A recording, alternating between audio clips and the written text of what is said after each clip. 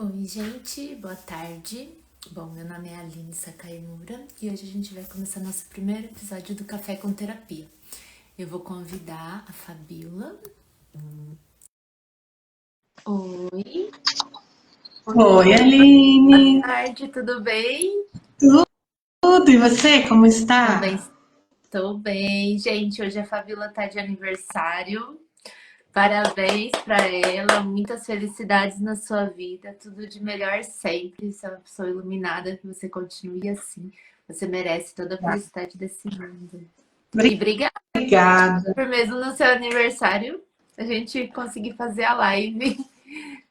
É um prazer para mim estar aqui conversando com você, sempre é.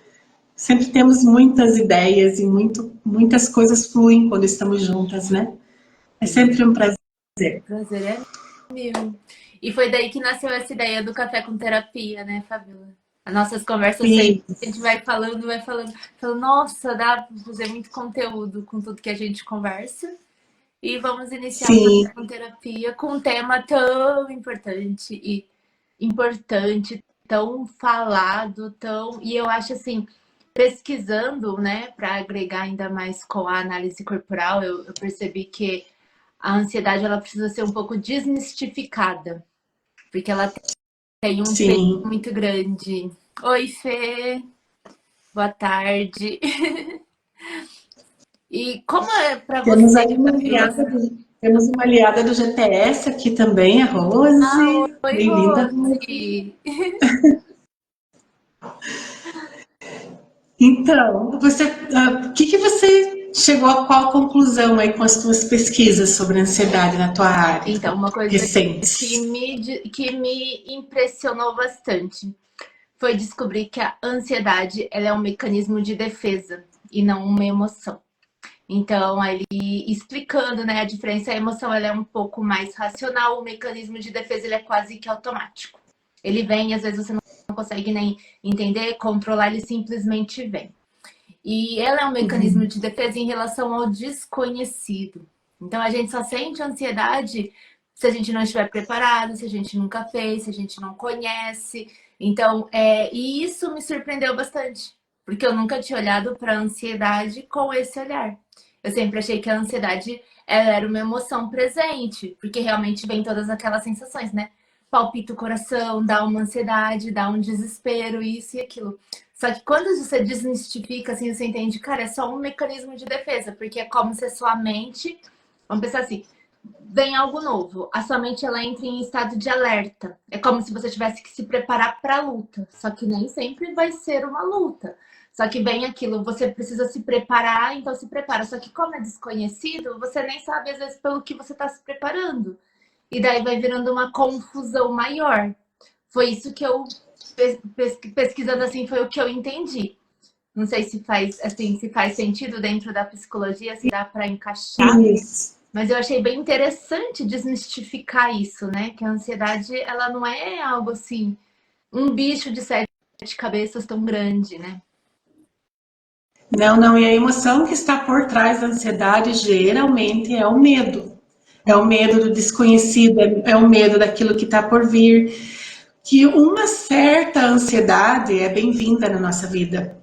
Porque lá no tempo das cavernas foi a ansiedade e o medo que permitiu que nós estivéssemos aqui até nos dias de hoje. Mas é óbvio que muitas vezes essa ansiedade, esse medo, ele passa dos limites e aí acaba sendo patológico. Então a gente não quer tirar a ansiedade, a gente não quer mandar ela embora, a gente não quer excluir o medo, porque o medo ele tem uma função, ele tem essa função de nos proteger. Porque se nós não tivéssemos medo, nós iríamos nos colocar em situações de perigo a todo momento.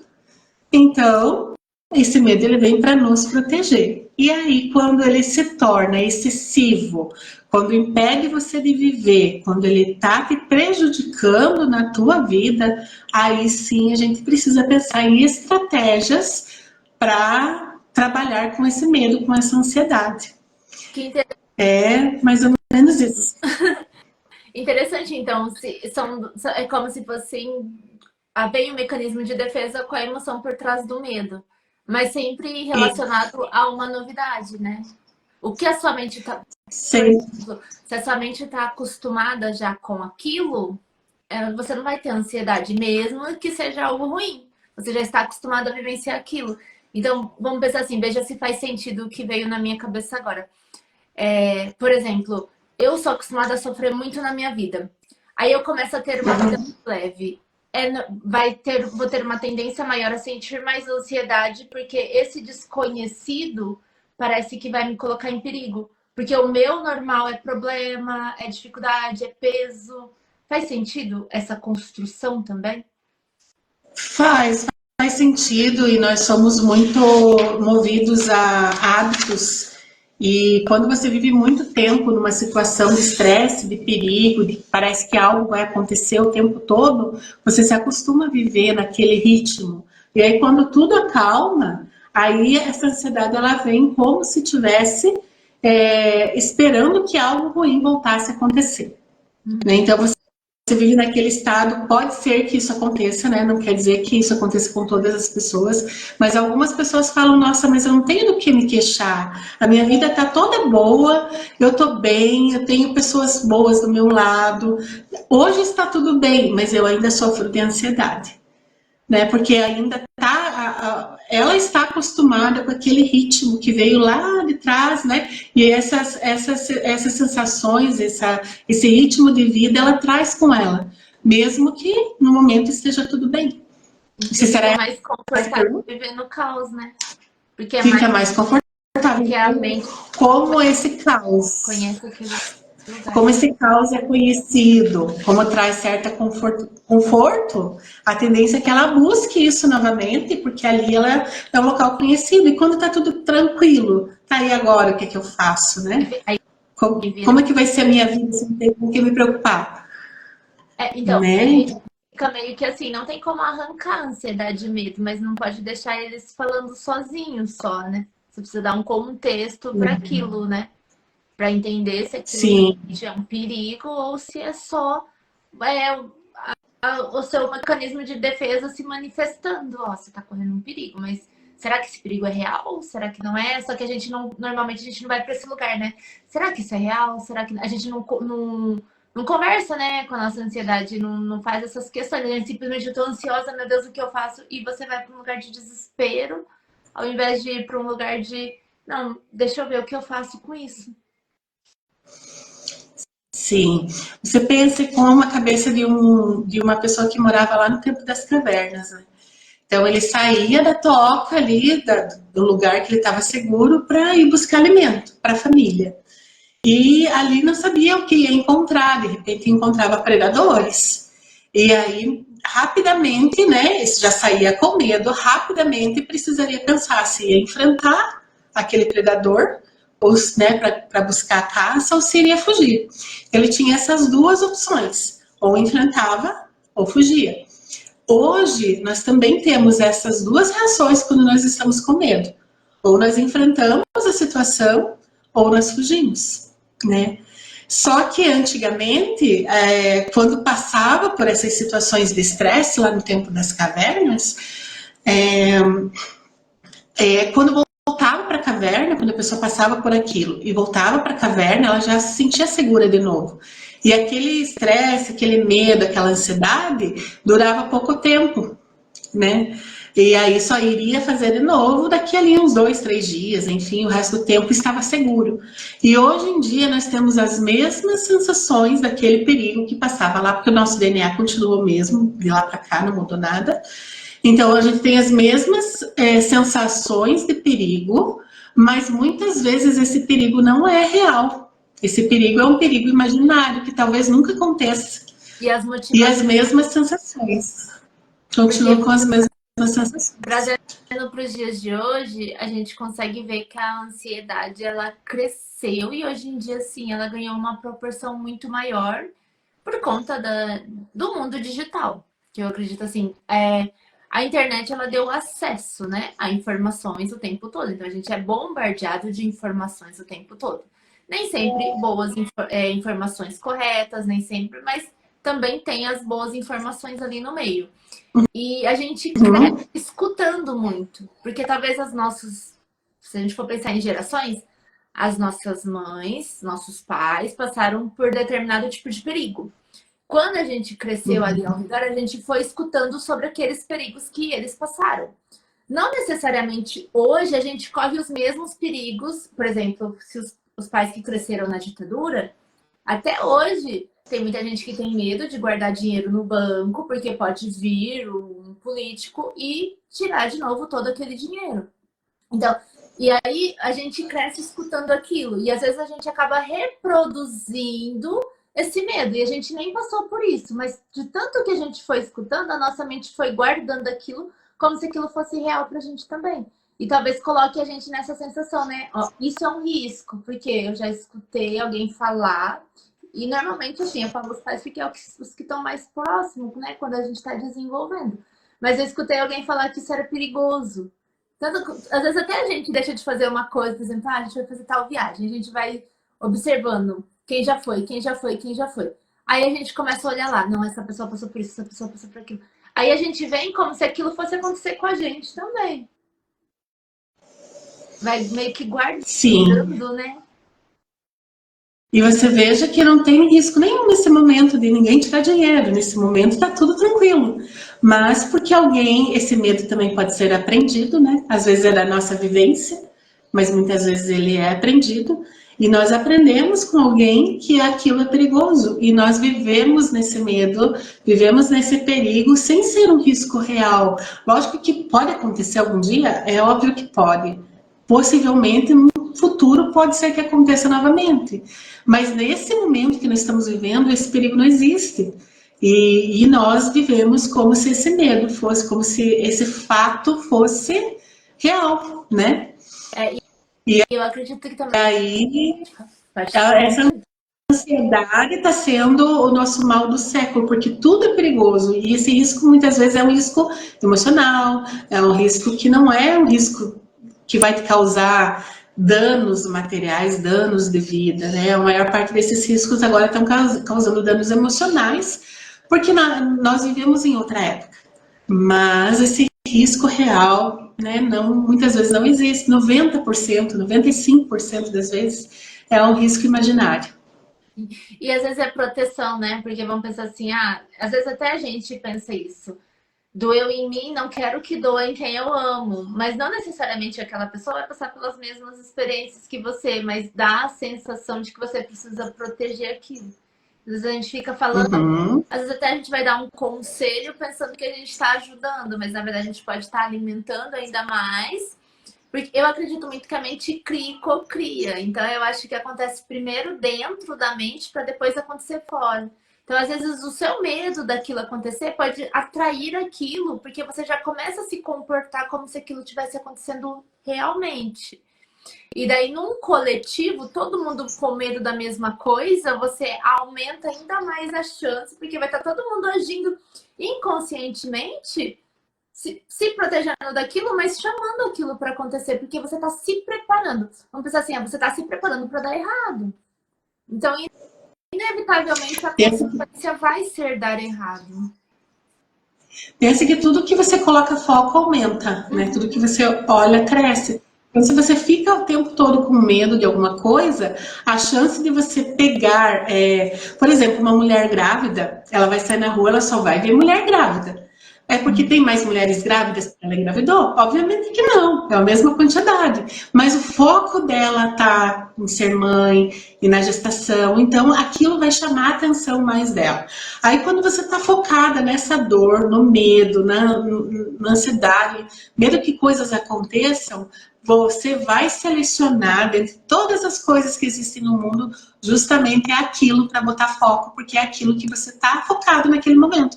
Então vai aparecer várias situações de perigo, vai aparecer várias situações que de repente você vai buscar aquilo mesmo inconscientemente, porque você está focado naquilo, né? E a questão não é não olhar, né? Dizer assim, então eu não vou pensar. Não é assim. Né? A gente precisa entender de onde que está vindo isso para buscar a raiz do problema. Né? Então tá bom, então se eu estou pensando só coisa ruim, então eu não vou pensar mais. Que bom se fosse fácil assim, né? A questão não é não pensar mais, isso não é possível. Não é possível não pensar mais. Você tem que olhar para isso e tentar ir buscar a solução lá na raiz, lá no início, lá onde começou todo esse problema, né? Não sei se para você, como é que você lida na tua área, assim, com a ansiedade, como que pode ser vista na análise corporal? Então, dentro da análise corporal, tem os traços que precisam de controle. Então, esses traços que precisam de controle realmente entre esse mecanismo de defesa também, porque se não está sob meu controle, o risco daquela dor voltar é maior. Então é meio como se eu estivesse me protegendo daquela dor, não necessariamente porque eu preciso.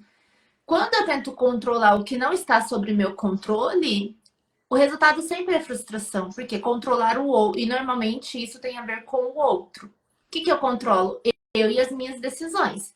Tudo que não está relacionado a mim pertence ao outro. Eu não tenho controle sobre aquilo. Então, eu acho que eu vou saber como aquela pessoa vai reagir. Então, eu crio uma expectativa muito alta, eu me frustro com aquilo, eu me decepciono. Então, eu vou me relacionando dessa forma bagunçada. E daí eu tento controlar tudo para que nada saia do meu lugar. Aí vem uma ansiedade, porque toda vez que eu tentar controlar o que eu não consigo controlar, vou frustrar. Então é natural. E essa frustração vai ligar com a ansiedade e eu já vou para aquilo sabendo que vai dar errado. Porque não necessariamente porque eu não sei controlar a minha vida, é porque o que eu estou tentando controlar não está sob meu controle. Eu não consigo aceitar e entender isso. E aí tem o outro traço que ele precisa de segurança.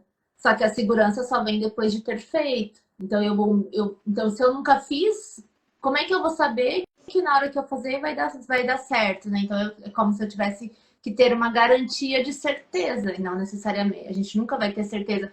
É mais óbvio a gente errar, depois ir aprimorando para acertar do que acertar de cara. Existem as chances, mas a chance maior é você iniciar errando e você vai se aprimorando conforme for fazendo, porque você vai identificando onde você errou e onde você pode melhorar. E daí você vai para o estado de aprimoramento. Agora, se eu exijo de mim que eu já comece perfeita, vamos pensar assim, com controle de tudo, com tudo, eu nunca faço nada.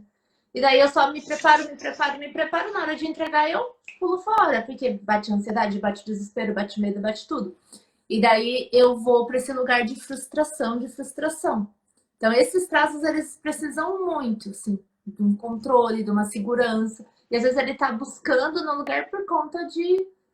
Ele não... É tipo assim, como a mente já tá preparada, aquela pessoa já... Naturalmente, ela já sabe se defender das dores dela. A mente dela já tá preparada para aquilo. Só que se ela cresceu sendo num ambiente que estimulou as dores, que não respeitou o jeito dela funcionar e que ensinou ela a ser assim, ela nem lembra que ela consegue. Uhum. E aí a ansiedade E eu acredito... passos. E na imaginação ativa? Ah, tá. Eu quero comentar, só que eu acredito assim que independente do traço de personalidade, né, do caráter, enfim, se uma pessoa cresce num ambiente onde ela não é acolhida, isso pode gerar muita ansiedade nela, porque primeiro ela não vai se aceitar como ela é, né? Você pensa assim, numa família de engenheiros e matemáticos, nasce uma pessoa que gosta de arte. Ela não vai ser, talvez, muito bem aceita. Não sei, talvez seja. Mas dependendo de como for a dinâmica daquela família, ela vai sofrer. E a mesma coisa ao contrário, se numa família de artistas nasce um matemático, também vai ser difícil. Então, você primeiro, essa autoaceitação de você se aceitar do jeito que você reduz muito a ansiedade, porque você tem confiança em quem você é e o que você tem que fazer, independente do que as outras pessoas falam. Mas isso vem já, né, de uma base, né, já bem estruturada. Uma família onde não tem muita estrutura, né, a pessoa ela vai ter que buscar essa segurança sozinha, né, e demora um pouco mais. Não que não é possível, mas daí a responsabilidade, sempre a responsabilidade dela. Mas quando ela tem uma base, fica sempre mais fácil, né? E assim, por trás dos traços de caráter que você disse ali, do controle da segurança, as pessoas querem ter segurança, né? Algumas querem ter segurança, mas por trás dessa segurança esconde o medo, né? E medo do quê? né? Por trás desse controle. Eu preciso controlar tudo à minha volta. Por quê? O que vai acontecer se eu perder o controle? Né? O que vai acontecer de ruim? É esse medo por trás da perda do controle, medo por trás dessa falta de segurança que causa essa ansiedade. Né? Então a gente consegue enxergar uma motivação por trás dos traços. E aí, lógico, cada um vai se adaptar nesse mundo vai tentar se adaptar nesse mundo da maneira que consegue. Alguns buscando segurança, alguns buscando mais controle, né? E assim vai se desenvolvendo a sua personalidade, a sua parte, né, externa para lidar com esse mundo. Nos sonhos, né, esses traços de medo e ansiedade aparecem muitas vezes como figuras que perseguem, animais raivosos, às vezes escuridão, né, a pessoa está perdida, às vezes não encontra lugar para sair. Isso reflete esse estado interno que ela tem internamente, esse medo, essa ansiedade, que às vezes não está muito consciente nesse mundo externo, porque ela está trabalhando ali o tempo todo, ela está desenvolvendo atividades o tempo todo, ela deita, coloca a cabeça para dormir. E aí, à noite, vem esses sonhos como uma maneira de mostrar para ela que ela precisa olhar para isso para entender melhor. Né? E se ela não dá atenção para esses sonhos que aparecem, os sinais vão ficando mais fortes, cada vez mais fortes. Porque daí, de repente, né, teu inconsciente te manda um pesadelo para que você não tenha como não olhar, você é obrigado a olhar. Porque às vezes você tem um sonho ali, esquece, não dá muita bola, tem outro sonho, não dá muita bola, segue a vida, começa a ter uma dor de cabeça, começa a ter uma dor de estômago, começa a ter sinal no corpo. Né? E aí você não dá bola. Aí chega um momento que, né, o inconsciente manda algo na tua vida para que você pare e olhe para isso e vá buscar, né, a origem, vá tentar integrar essa parte que está sendo negligenciada. E aí, muitas vezes, as pessoas têm sintomas no corpo também, né? Isso que eu acho mágico, assim, né? Em todas, se você olhar as teorias da área de saúde mental, elas se complementam. Porque a primeira antinomia básica de Jung é o corpo depende da psique e a psique depende do corpo, né? E Reich fala justamente que o nosso corpo reflete as nossas questões internas. E cada questão de psique, cada maneira de ser e de pensar, ela causa uma maneira de agir nesse mundo, que aí são como é que chamados?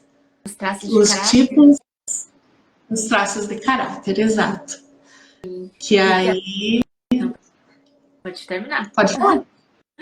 Não, porque realmente, e a gente percebe mesmo, né? E aí pensa, já é tão difícil lidar com tudo isso dentro de si. E você tá o tempo todo sendo bombardeado por outras pessoas. Então, se achar no meio, eu acredito que esse seja o maior motivo, e pelo menos pelas minhas pesquisas, seja o maior motivo ficar se comparando o tempo todo com a vida, com isso, com aquilo, assim, ser bombardeado. Eu acredito que a gente tem que mudar a comparação para algo como referência. Porque na hora que eu estou vendo um palco, eu não tenho noção de um bastidor. Eu não sei como é aquele bastidor. Eu tô vendo o palco. Eu tô vendo o que aquela pessoa quer que eu veja da vida dela.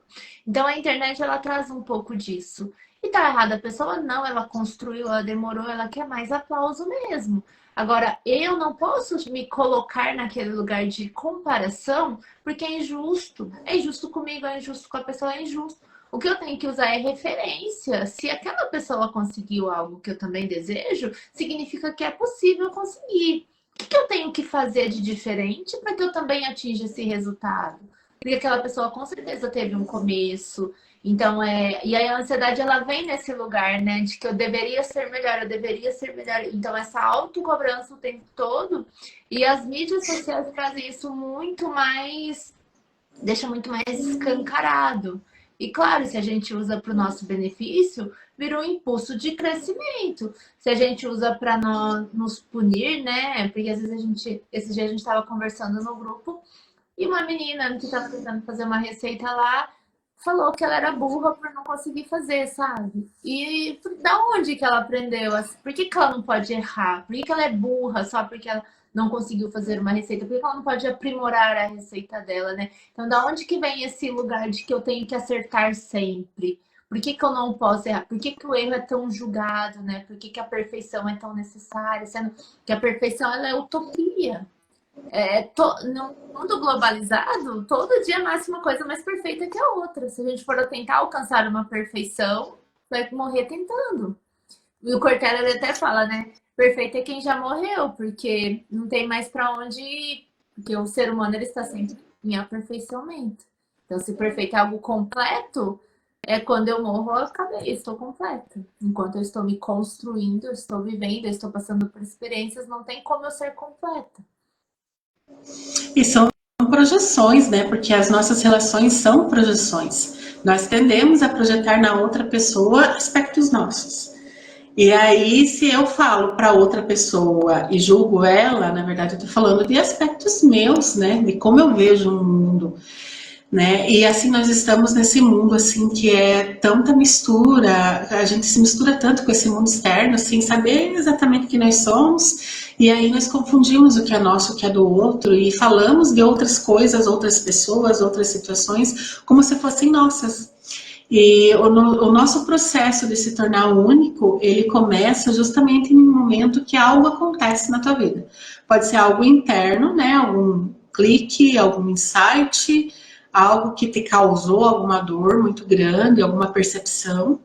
Ou ele pode acontecer com algo mesmo do mundo, alguém que falece, alguma perda de emprego, alguma coisa muito forte que faz com que você pare, às vezes uma doença, né? Que faz com que você pare e comece a dizer, nossa, mas e eu, como é que fico? E começa a voltar esse olhar para dentro.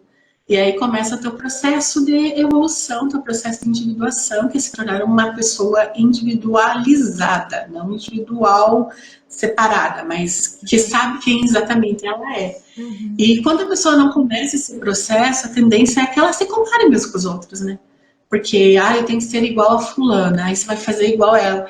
É lógico buscar referências, é ótimo, mas primeiro você tem que saber do ponto de partida. Se você não tem um ponto de partida que é dentro de você, você vai virar alguém que vai ficar só repetindo o que os outros fazem.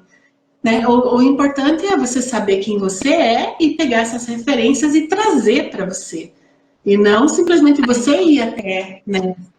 Você tem que trazer e ali fazer aquilo do teu jeito, como funciona para você, dentro de algo que você já começou, que é o teu processo interno. Você já tem uma caminhada, né? Então, ali da Aline, o que eu posso pegar da Aline que pode vir agregar aqui na minha caminhada, né? E não eu querer traçar e seguir a caminhada dela, sem saber nada sobre mim, né? Aí acaba sendo que isso não ajuda em nada, só causa mais ansiedade mesmo, né? Então é desse jeito. Sim, e é muito, muito, muito impressionante, né? Porque a gente realmente fica nesse lugar, né? Às vezes a gente não sabe nem o que a gente quer. E parece que querer o que o outro quer fica mais fácil, né? E uma coisa que me impressiona Uhum. bastante também, que eu venho estudando mais sobre isso, né? Quando a pessoa chega no fundo do poço, que foi esse ponto que você colocou da mudança, ela realmente não tem mais para onde correr, ela muda. Só que eu acredito que esse não seja o único jeito de mudar que exista. Mas é o jeito que a gente conhece e que é mais determinado. Se você chegar ali no fundo do poço, não vai ter outra escolha. Você tem que sair dali e mudar. E claro, é uma mudança que traz um peso emocional muito grande e traz outros traumas consigo. Só que eu acredito também que deve existir, ainda não conheci, mas deve existir pessoas que mudam por coisas maiores, né? Porque já tem uma coisa que ela quer, um sonho grande. Eu lembro que criança, tudo que eu queria, eu ia atrás até conseguir. E hoje em dia eu acredito que essa nova geração ela vem um pouco mais limpa nesse sentido. Porque se eles não aceitam uma coisa, eles vão atrás do que eles querem. E às vezes eles são subjugados por quem já sofreu e não, às vezes nem atingiu o que eles conseguiram atingir e sofreu muito para isso. E eles, pelo sonho, não, eu acredito que eu sou capaz, eu acredito que eu consigo, tanto que a gente vê, assim, profissões sendo formadas através de desejos. Então a gente consegue ver que realmente não existe só a forma CLT de ganhar dinheiro. Hoje em dia é muito mais disseminado. Na nossa época não era algo assim, era ou você estuda e para você ser alguém na vida, que era assim que eles usavam as palavras, né? Senão você não vai ser ninguém na vida. E claro, o estudo ele é importante porque ele traz aprimoramento, isso e aquilo, mas não é a única forma que existe de você conseguir crescer e realizar os seus sonhos. Então, eu acho que entra muito isso, né? Sim. A gente dissemina mais, assim, a gente espalha mais o sofrer para mudar, né? E a gente mais acostuma, né? Porque o problema vem aí, eu mudo ou mudo, eu fico sem escolha, do que o sonho, o desejo. Às vezes a gente é até mal visto, né? Quando a gente tá indo pelo sonho. Ah, você é sonhador demais. Baixa aí. O mundo não é desse jeito. Então a gente vem mais para umas crenças que vem tentando diminuir, ao invés de fazer crescer.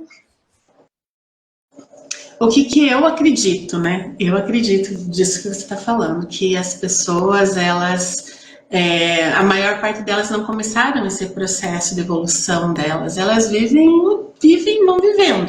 vão vivendo, se batendo, tentando, tentativa e erro, e vão indo se batendo, né? E eu acredito que quando a pessoa ela tem que iniciar o processo dela, o início do processo é doloroso, porque ela vai ter que se dar conta de que ela não é aquela perfeição, talvez que ela pensa que ela tem defeitos, que ela tem que olhar para isso, que ela tem que olhar para a sombra, todos nós temos uma sombra.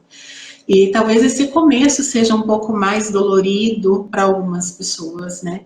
E esse talvez seja o que são os budistas que falam do processo do despertar, ou é da onde que vem esse termo do despertar?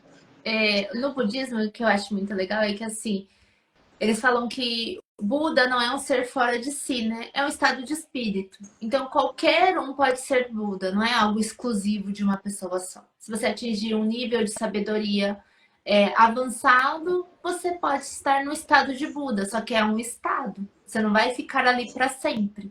Porque eu acho que é um ponto importante também, né? A gente vai, tem dia que a gente vai estar radiante, e tem dia que a gente vai estar para baixo. Isso, alto e baixo, faz parte da vida.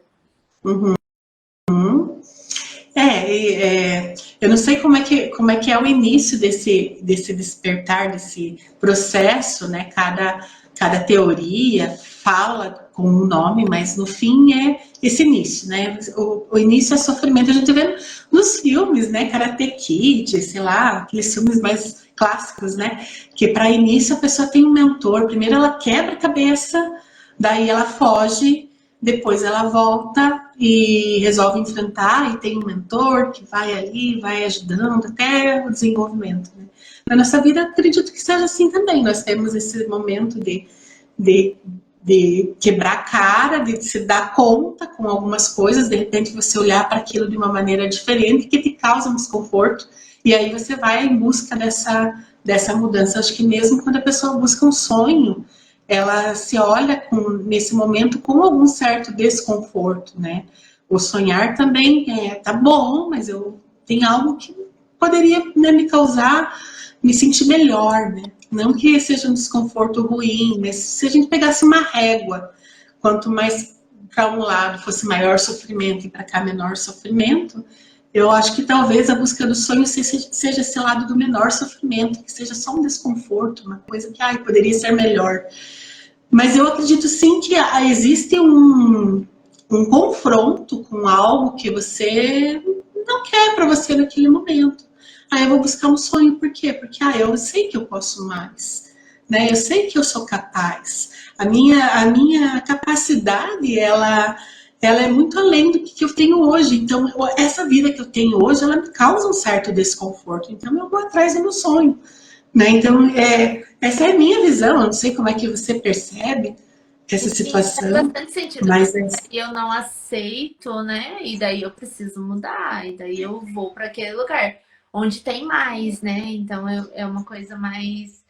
Eu acho que tem que ter um controle também, né? Para não ficar uma coisa insaciável, porque senão você vai se esforçar, conquistou, você não vai nem aproveitar aquilo, você já vai estar indo pro próximo, e daí o esforço vai ficar cansativo.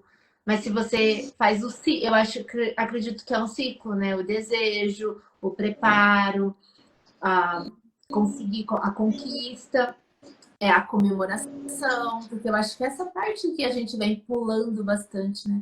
O comemorar, o usufruir do que você conquistou, para daí você ir para mais. Porque senão todo o outro, senão parece que se você não comemora, não aproveita, não usufrui, parece que todo o restante foi em vão. Porque daí parece que aquilo ali, não, então ainda não é bastante, então vamos para mais. Ainda não é bastante, então vamos para mais. Só que você não está nem olhando para o que você já tem, então como é que mais vai te satisfazer? É como se fosse uma busca infinita, sabe? E quando não, é usufruir daqui, agora eu cheguei nesse teto, realmente, igual você colocou ali, não tá, dá pra vir mais, então vamos para mais. Porque normalmente eu acredito muito assim que você vai fazendo e de repente você está colhendo. E que é o que a gente coloca ali, né? Do nada, assim, de repente, sim, do nada, não. Você estava fazendo algo, você já estava planejando que aquilo acontecesse. Então, eu acho que a gente vai se planejando tanto para dar certo quanto para dar errado. Mas fica mais seguro planejar para dar errado, porque eu já tenho até um plano traçado se isso aqui der ruim. Então é como se eu já estivesse esperando que aquilo realmente fosse acontecer. Como se eu me dividisse em vários planos e eu não me jogasse 100% no meu plano principal, sabe? E daí, Aí entra o a controle, sociedade né? toda. Porque daí eu vou me Entra a dividindo, eu vou pondo um pouquinho de necessidade. cada coisa. Aquela da cesta, né? Tem até um ditado que fala dividir os ovos, porque na hora que cai você não perde tudo. Mas e se você não perder nenhum? Ninguém vai para esse lugar. Claro, é um risco muito maior, é uma ousadia muito grande, tanto que os que conseguem são esses ousados. Você vê muita ousadia em todo mundo que conseguiu conquistar algo na vida. Eles quebraram padrões e normalmente do que os outros eles acreditavam, os outros não acreditavam neles. Só que isso fica difícil porque a gente não acredita na gente o tempo todo. A gente acredita, de repente a gente não acredita, de repente a gente volta a acreditar e a gente vai tentando. Aí, por isso que se você estiver perto de gente que não vai, você consegue, você consegue, você consegue, com certeza fica mais leve. Agora, se na hora que vem o primeiro passinho para trás, já vem as pessoas, tá vendo? Eu te avisei, não sei. Aí você já vai dar foco naquilo, essa pessoa tinha razão, ela que sabe, eu não sei nada. Aí você volta para aquele lugar de ansiedade, porque daí você já nem se permite mais nem tentar continuar. E aí a gente se pergunta, né? Será que essas pessoas elas não sofrem nada de ansiedade, não tem medo Meu nenhum, Deus, deve ter. né? Porque a tendência é que as pessoas, eu não vou porque eu tenho com medo, como se quisesse evitar aquele medo, né? Vou evitar porque o medo está me impedindo. Mas o medo ele é aliado, ele vai evitar que muitas vezes você faça algo errado. E não é porque você está sentindo medo que você tem que deixar de fazer, Com certeza. né? Você tem que tentar entender de onde vem esse medo, buscar, né, e seguir. A ousadia vem, né, desse lado mesmo, de você, né, superar os seus medos. E muitas vezes tem que ir com medo mesmo, porque se você não for fazer, não fizer, você nunca vai deixar de ter medo. Olha, eu quando era mais nova, eu gostava de dançar. Eu tinha um grupo de dança, quem me conhece há muito tempo lembra. E a gente dançava porque era muito legal, porque eu não tinha formação na área de dança, mas nós nos reuníamos, fazíamos dança de rua. E cada vez que eu ia entrar no palco, eu sentia aquele frio na barriga. Aí já pensou se eu deixasse de dançar cada vez que eu sentisse frio na barriga? Eu nunca ia dançar. E olha só, aquilo que parecia uma coisa de adolescente, né? Hoje me ajuda a estar aqui fazendo essa live, né? Porque eu supero. Vocês acham que eu não senti uma friozinha na barriga hoje? Isso É é o óbvio que que as pessoas sim. não querem. Mas eu tô aqui. Eu tô aqui fazendo. Agora, imagine se cada vez que a gente sente um frio na barriga, eu tenho aquele medo de falhar, o medo de não dar certo, desistir. Não é assim que tem que ser, né? Então, a gente está falando aqui de uma ansiedade, de um medo normal, né? Quando a pessoa, mesmo com medo, mesmo com ansiedade, ela vai lá e faz, né? O que tem que ser feito. Aí nós temos outro lado, que é a ansiedade patológica, né? Que a pessoa simplesmente deixa de fazer muitas coisas que ela deveria fazer na vida dela por causa de uma ansiedade, por causa de um medo. Isso já começa a influenciar na vida dela. Ela já não consegue desempenhar o papel dela e nem fazer as atividades que ela tem que fazer de trabalho, na família, né? Isso começa a influenciar na vida. Aí, quando começa, porque é uma linha muito tênue a questão de saúde mental, né? Você pode estar do lado de lá ou estar do lado de cá, é muito, não tem um limite muito bem definido. A questão é, começou a prejudicar, opa, então eu preciso buscar a ajuda de alguém para fazer eu entender melhor o que está acontecendo. E o que as pessoas fazem, na maior parte, né? Ah, deixa o tempo resolver. Não, isso aí vai passar. Não vou dar bola. O Google me diagnosticou aqui. O Google diagnostica, né? E aí é isso que a gente faz. E aí a gente vê muitas pessoas, empresários, muitas vezes, pessoas que têm aí muitas condições de crescer, muitas pessoas que têm condições de se desenvolver, que estão presas e às vezes para resolver nem é muita coisa. Aí que eu tenho 18 anos de clínica, às vezes aquela ansiedade nem é muita coisa para resolver, mas ela fica evitando enfrentar aquilo, evitando encarar aquilo por tanto tempo, né? E isso vai prejudicando cada vez mais a vida dela. E ela deixa de realizar coisas. Fica parecendo maior do que é. Aí quando você... Todas as pessoas... É como se... Pode falar. É como se, assim, uma coisa assim que eu aprendi sobre o medo é ele só ganha se você não entrar no jogo. Porque se você entra, ele sempre perde, mas ele não pode ficar falando sozinho, porque, como você disse no começo da live, tudo que a gente dá foco expande, o medo é a mesma coisa. Se você der um foco maior para ele, ele vai ficar gigantesco. E daí, quando você encara assim, claro, não é fácil você encarar ele, ir com medo mesmo é muito difícil, mas o deixar ele falando sozinho, eu acho que é o ponto, né? Então, na hora que o medo vir, questionar aquela sensação. Porque normalmente a gente vai para um automático, a gente não traz aquela lucidez de, beleza, será que esse perigo é real? Será que não é? E claro, se eu não consigo fazer sozinha, é aí que a terapia entra. A primeira tendência das pessoas em geral é negar, né? Quer cortar, quer amputar aquela parte da vida dela. É como se ela quisesse tirar um dedinho, você machucou o dedo, você vai amputar o dedo. Né? Porque, tá machucado, e agora o que eu vou fazer? Eu quero que ele saia daqui, tá doendo, vamos cortar fora. Na ansiedade, no medo, nos problemas emocionais, as pessoas querem fazer a mesma coisa. Agora, porque você tropicou, bateu o dedinho no canto do sofá, você vai querer amputar a tua perna? Né? Não é assim que funciona. Essa ansiedade, esse medo, ele faz parte de você, como tua mão, como teu pé, como tua cabeça, é uma parte tua, você não pode simplesmente extinguir da tua vida. Você tem que acolher isso. O que você faz quando você machuca o dedo da mão? Você vai no médico, você passa um remedinho, você tem paciência para esperar aquilo cicatrizar, né? E na emocional a mesma coisa. Você olha primeiro, sente a dor. O que eu posso fazer para curar isso aqui? Vamos olhar, vamos passar um remedinho. Esse remedinho pode ser o quê? Falar sobre isso, olhar para isso, acolher isso. E saber que vai passar, se você cuidar. Agora, se você não cuida, se você deixa lá, não vou dar bola. Isso pode piorar, pode infeccionar. E sim, você vai ter que amputar a tua perna. Né? E a mesma coisa com a ansiedade, com esses problemas emocionais. Se você não olha e foge, ele vai tomando uma proporção tão grande, tão grande, tão grande, que de repente fica quase que impossível lidar. E aí a pessoa precisa ir para, né? Não que não seja nunca necessário, mas precisa ir para uma medicação, porque aí de repente sozinho não dá conta. É muito... Mas a medicação não exclui, né, aquele cuidado que você tem que fazer em terapia. São as duas coisas ao mesmo tempo. Porque... Não sei se eu consigo explicar direito. Ficou bem claro. E eu acho que entra muito ali, né? A gente sempre volta para a questão dos pais, né? sempre colocando que não é a intenção dos pais, eles realmente não tinham conhecimento. Mas a criança foi exposta ali, aquela mente foi exposta, só que de uma forma que ela não tinha capacitação ainda para entender e separar aquelas emoções. Então ela vai colocando tudo para ela.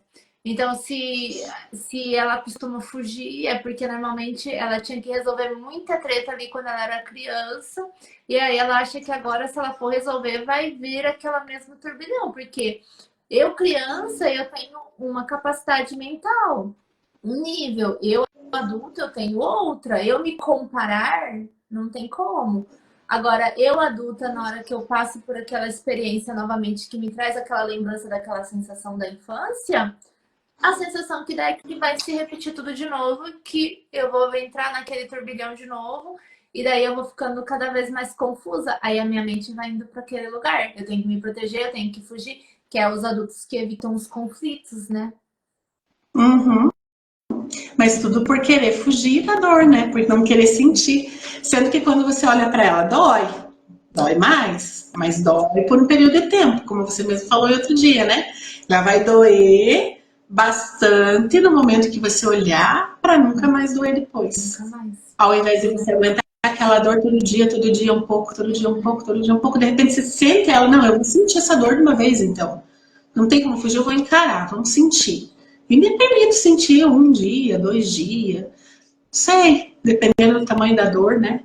Mas aí você se permite sentir, mas depois levanta a cabeça e agora a vida continua. Que é quando a E gente é assim que tem que ser. a entender, né, que as coisas ruins também fazem parte da vida. Que às vezes a gente fica buscando uma vida que só tenha coisas boas.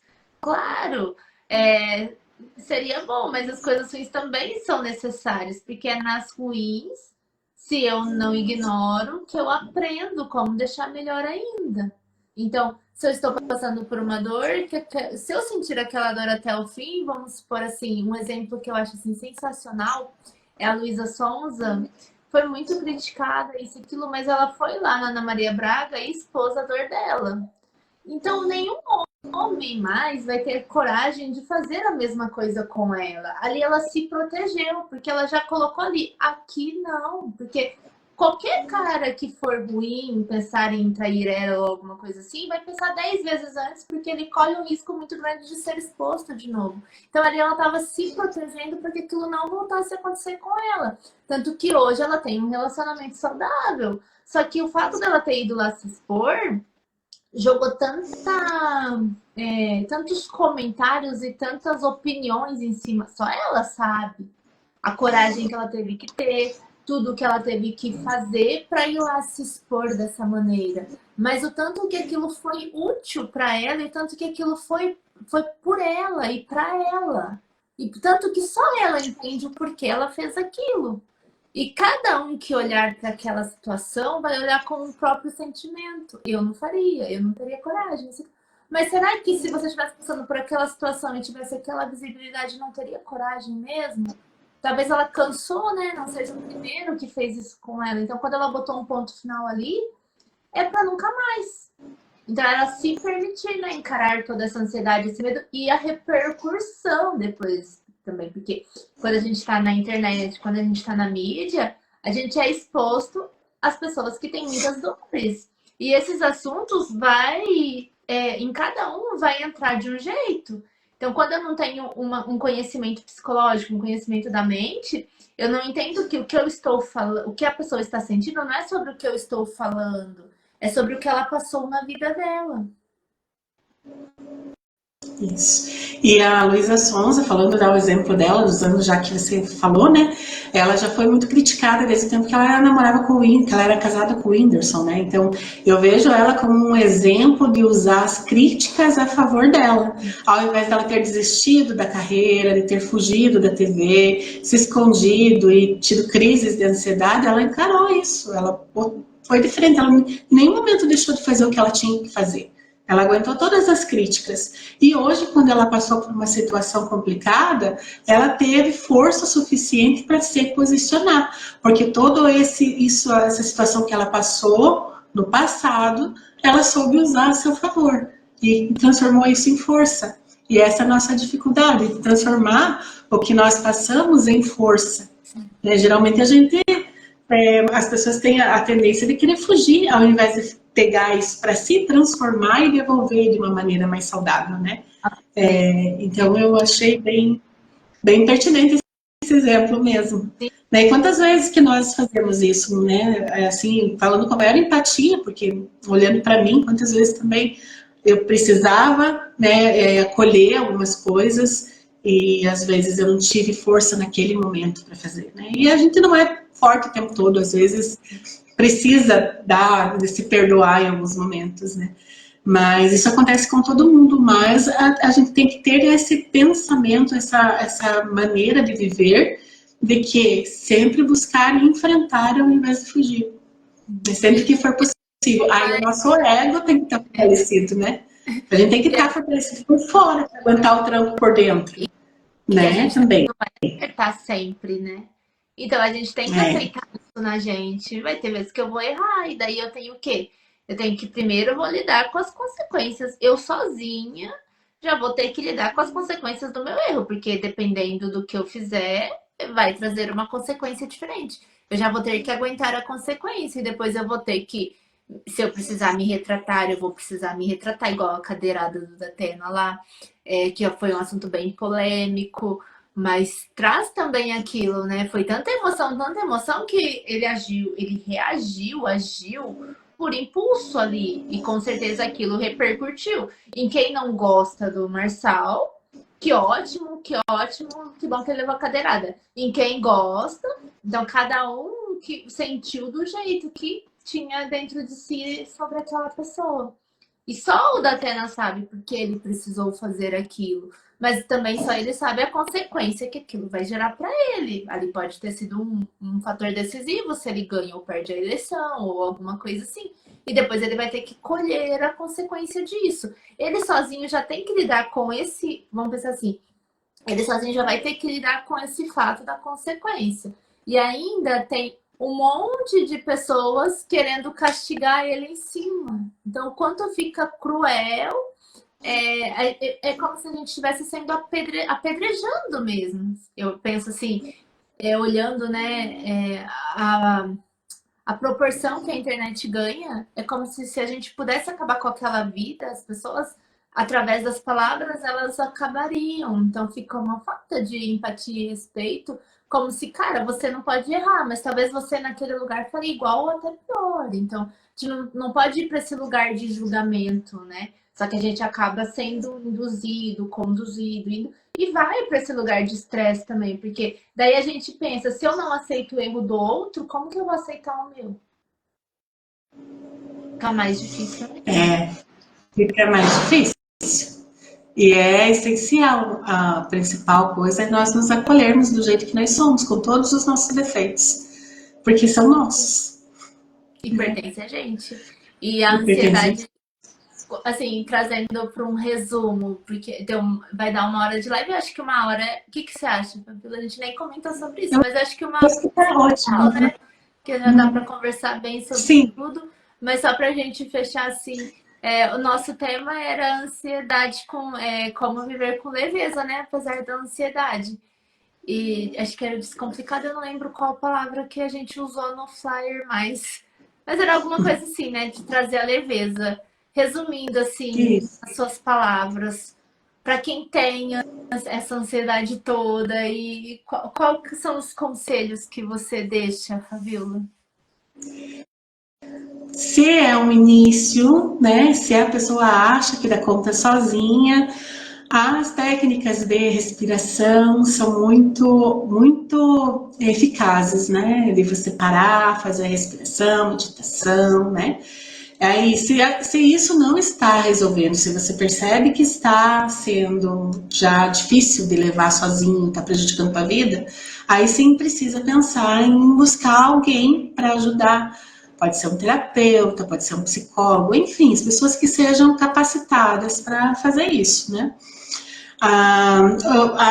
As técnicas de respiração, eu costumo sempre utilizar os sonhos, peço para os pacientes trazerem os sonhos que eles têm à noite, porque nos sonhos a gente consegue observar melhor, como uma terceira pessoa observando de longe, aquilo que está acontecendo, aquele enredo do sonho, como se fosse uma coisa fora de nós, mas na verdade é nosso, né? E aí, quando você está olhando de longe, você consegue observar melhor as questões que estão acontecendo e consegue tornar consciente algumas situações que estão conscientes para nós através dos sonhos. E eu gosto também de trabalhar com a imaginação ativa, que aí você vai direto ali no ponto, né? A imaginação ativa é uma técnica da psicologia analítica, onde pode ser feita fora da psicoterapia. Você busca algo que você quer melhorar naquela sessão, e naquela sessão a gente trabalha em cima disso através de imagens.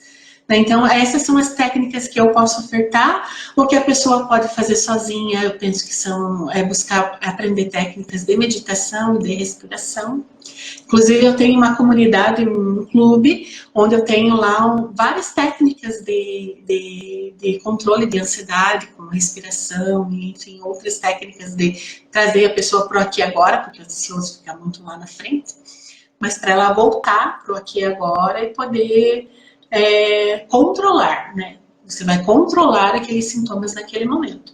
Agora, para um tratamento mesmo, tem que ser uma coisa um pouco mais longa. Dentro da análise corporal, é possível trabalhar a ansiedade, Aline? Sim, total. Primeira coisa que eu acho assim que é fundamental. Todo mundo tem os 5 traços, então todo mundo vai se identificar um pouco. Você não controla o que não está sob seu controle. Então, pare de perder tempo, energia e tudo que você tem tentando controlar a vida de qualquer outra pessoa. Você tem que ir para empatia é aceitar que o outro é o outro. Ele faz aquilo porque é o que ele dá conta, aquilo é o que ele quer para a vida dele e ponto. Você pode escolher se quer ficar perto daquela pessoa ou não, mas mudar ela só vai te desgastar, te trazer mais ansiedade e frustração também. E um outro ponto é, a ansiedade ela vem pelo desconhecido. Então, toda vez que você estiver passando por uma situação que você ainda não viu, observa se aquilo realmente é um perigo. Então, traga para análise, não deixe aquilo falando sozinho. Então, tente vir para o lugar. E realmente, esse se colocar de fora é muito importante, porque você se olha com menos emoção para a situação. Então, nem que você desenhe um cenário onde é um amigo seu passando por aquilo e você está olhando de fora e tentando entender o que está acontecendo. Mas realmente tentar trazer esse lugar de calma, deixa eu ver o que está acontecendo para depois eu resolver. Não tentar resolver no desespero, deixa vir, traz as técnicas de respiração e depois tenta entender para depois realmente ver. Normalmente tudo pode esperar um dia, pelo menos, para ser resolvido. Nada precisa de tanta urgência, se a não ser que seja o seu chefe pedindo um prazo de trabalho, aí é um acordo entre vocês têm que entender o que é um acordo. Então a gente precisa realmente vir para esse lugar de o que é cada coisa. Eu não vou trazer uma situação de uma empresa, que é um acordo entre funcionário e chefe, para um lugar de emoção, que é um amigo ou alguma outra coisa. Então, eu tenho os acordos, tem coisa que é minha obrigação. Eu concordei em estar ali e cumprir isso. Sabia que meu chefe era assim, isso ou aquilo. Não quero mais, não me cabe mais, preciso entender se eu quero continuar neste lugar ou se eu preciso sair. Mudar essa pessoa, você não vai conseguir. Pensa, para você mudar, já é um sacrifício. Pode vir Deus falando às vezes. Você não vai mudar. Então, a outra pessoa é igual a você. Ela só vai mudar na hora que ela quiser, porque ela quer e pronto. Então, a gente não pode ir para esse lugar de querer controlar o que a gente não controla. Eu acho que é muito importante isso. E o feito é melhor que perfeito sempre também. Nossa, entrega com o que você tem. Você vai aprimorando conforme você for fazendo. Não ficou bom bastante dessa vez? Não tem problema. Não gostou, vamos pensar assim, não gostou da live? O máximo apaga, pronto, ninguém vai nem lembrar. Agora, na próxima você vai entender onde foi os pontos, onde você pode melhorar, o que você poderia fazer de diferente, mas entrega. Se você não se jogar, você não vai conseguir se aprimorar. Porque você vai se aprimorando à medida que você vai fazendo, porque aí você vai entendendo se... Vamos pensar assim, numa live a intenção é conectar com as pessoas que estão nos assistindo, então a gente precisa fazer um conteúdo que elas gostem de assistir, então a gente vai observando o que é aquilo, se a gente atingiu aquilo ou não. Se você não atingiu, você pode melhorar. No nosso caso, a gente está falando sobre ansiedade, então a gente vai atingir as pessoas que precisam desse tema, isso e aquilo. Cada pessoa vai ter o seu motivo, vai ter o seu público, isso ou aquilo. E ela precisa analisar aquilo. E ninguém vai agradar todo mundo 100%. Então, críticas, você vai estar exposto a críticas. E quando a gente entende que a crítica é muito mais sobre o outro do que sobre mim, e não necessariamente porque a outra pessoa é ruim, porque também eu não gosto de ir para esse lugar. É dor. Aquela pessoa tem dor e só consegue reagir dessa forma. Então aquilo afetou ela vai bater. Porque a melhor defesa é o ataque. A gente tem também essas muitas crenças que a gente foi aprendendo de forma errada. Mas resumindo, é isso. A gente tem que... eu achei muito interessante entender que a ansiedade ela é um mecanismo de defesa e não uma emoção. Porque isso traz a gente para um lugar de que ela vem automaticamente. Você não vai conseguir controlar a tua ansiedade. Porque se você precisar se defender, ela vai vir, o coração vai palpitar, você vai suar frio e pronto. Respira fundo, conta até 10, tenta entender a situação. Porque é só a sua mente vindo e falar, ó, você precisa entrar no modo de luta. Mas não necessariamente vai ser uma luta. Às vezes vai, mas não necessariamente sempre vai ser uma luta. Você precisa entender todo o contexto e hoje em dia a gente tem ajuda. A terapia, tem a análise dos sonhos. Então, hoje em dia, e tanto na internet, tem conteúdos, muitos conteúdos. Então, hoje, com a globalização, a gente tem mais acesso, né? Até a informação. E talvez as pessoas também pensem, mas qual delas que é a correta? Né? Talvez as pessoas fiquem com dúvida, não sei qual que eu vou atrás. Mas assim, tudo que faz você voltar para dentro e olhar para o teu interior é válido para você melhorar como pessoa. Todas fazem sentido. Todas agregam algo para você. Então, quanto mais você buscar, melhor. O certo é o que você está buscando para você, é o que você se identifica mais. É o que... E eu acho que uma agrega a outra. É igual religião, para mim, assim. Cada um fala de uma forma diferente sobre a mesma coisa no final. Então, quando a gente fala sobre mente, a gente vem para esse lugar também, porque tudo se encontra. Porque não vai estar muito longe. Aí vão vir, né? Ai, mas é pai, mãe, Isa. gente. Porque se todo mundo está falando a mesma coisa, é porque é o que acontece. A gente é criança, é uma mente, na verdade, a gente é um papel em branco. As informações que foram sendo passadas ali na primeira infância foi escrevendo aquela mente, ela se formou, foi para o mundo, começou a ver coisas e foi se fazendo ali. Então, se foi feito num lugar que não estava muito saudável, não vai ser uma mente saudável. A não ser, isso não vai ser até que ela decida ser. Mas ela não tem referências saudáveis até então. A partir do momento que ela decidiu, o controle está sobre você. A partir do momento que você decidir isso aqui, eu não vou viver mais, eu vou procurar as formas que eu faço para não viver mais com aquilo. Eu não preciso ser aquilo para sempre, mas eu vou carregar aquilo, porque é aquilo que eu vi da vida, é aquilo que eu entendo da vida, é aquilo que eu conheci da vida. E novamente, não é a intenção dos pais, é o que eles sabiam, eles aprenderam com outras pessoas. A gente descende, às vezes, de gente que foi estuprada, gente que saiu de casa para não ser abusada por pai. Infelizmente, é a realidade. Se a gente for encarar o que a gente vê nos laboratórios, 80% das pessoas já foram abusadas sexualmente ou agredidas. Então, poucas as pessoas que não passaram, pelo menos dessa nossa geração, né, que vem os milênios, eu acho, se eu não me engano, antes da geração Z, poucas pessoas não passaram por isso. E teve muito abuso que foi dentro da própria família. E as pessoas não tiveram coragem de falar sobre isso, de repercutir sobre isso. Às vezes tiveram até que proteger os parentes, porque a gente vem com uma bagunça relacional muito grande. Então, isso são fatos. É a realidade de hoje, mas não necessariamente precisa continuar sendo. Mas a gente, por isso que precisa de todo esse cuidado, né? Sim, é bem isso mesmo. Mas deixa eu dar uma olhadinha aqui nos comentários antes da gente concluir, né? Ali, a Beth, obrigada, Beth, pelos parabéns, ali, muitas felicidades, Fábio. Ela falou, ótima essa live, Obrigada. que bom que ela gostou. E é isso aí, então. A Rose também falou que estava perfeito. Gente, muito legal. Eu adorei, Aline. Eu também. Dividir esse tempo com você aqui foi maravilhoso. Quinta-feira que vem estamos aqui de novo. Sim, temos que ver outro tema. Na hora que a gente estava conversando, me veio a paciência na cabeça. Paciência. As pessoas Pode são ser. então, assim, a gente vive com um mundo acostumado com a impaciência, né? Acelerações. Pode ser que venha, né? Dá para desenvolver alguma coisa ali. Vamos ver. Sim, acho que a paciência está ótima. Pode ser esse tema, para mim já está definido. Então, tá bom. Então tá bom, gente. Obrigada. Obrigada por vocês ficarem aqui. Obrigada, Aline. Obrigada. Até a próxima. Novamente. Que você tenha um dia iluminado assim como você. Aproveita bastante, você merece tudo de melhor.